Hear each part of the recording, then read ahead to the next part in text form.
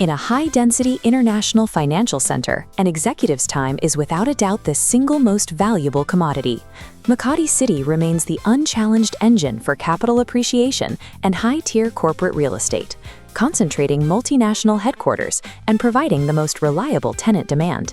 But the barrier to entry is high. Securing a footprint directly on the main artery of Ayala Avenue requires a prohibitive amount of upfront capital, which often compresses the final yield. Smart Capital instead looks at edge CBD investing, the strategy of targeting immediate boundary neighborhoods to capture that same tenant demand without the ultra-premium price tag. Success in Makati requires finding an accessible, high-yield pocket just steps from the core, prioritizing proximity over the high overhead of a prestigious address. Measured, introducing the subject. Lush Residences, located in Barangay San Antonio, is a prime example of an edge CBD development designed for this exact proximity strategy. The project consists of a single-tower, 22-floor development containing 674 units. The architectural thesis is to provide a natural escape, an urban oasis built to counteract the urban fatigue common among corporate professionals. Currently, only 23% of the building's units, specifically 155 units, remain unsold, creating a narrow window for deployment. The question for an investor is whether this nature-infused design justifies the capital input and which specific unit type maximizes the return. The physical baseline of the property sits right at the intersection of Bagtikan and Kamagong Streets. This location puts tenants 0.4 kilometers away from RCBC Plaza and the primary Ayala Avenue employment hub. It also sits 0.8 kilometers from secondary commercial centers like Jazz Mall.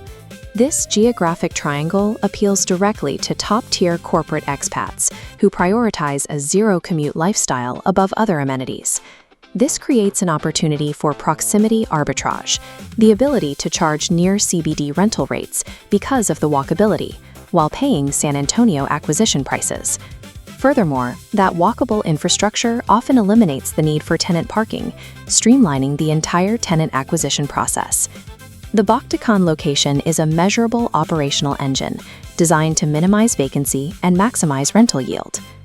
Moving from the map to the structure, the massive green podium wall is the defining feature of the building's lower levels.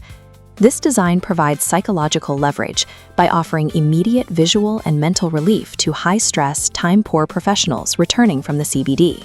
Vertical greenery delivers the promise of nature with extreme efficiency, avoiding the massive horizontal land footprint that would otherwise drive up the unit prices. The structure transitions from residential parking directly into the 7th-floor amenity deck, effectively separating the residential oasis from the noise of the street level. This nature-infused architecture functions as a purpose-built magnet for premium renters, serving a calculated business purpose rather than just a cosmetic one. This chart shows the developer heavily weighted inventory towards one format, the one-bedroom with a balcony, accounting for 485 units. These primary units range from 24.49 to 31.96 square meters. The financial threshold to acquire one ranges from 7.9 to 11.5 million pesos.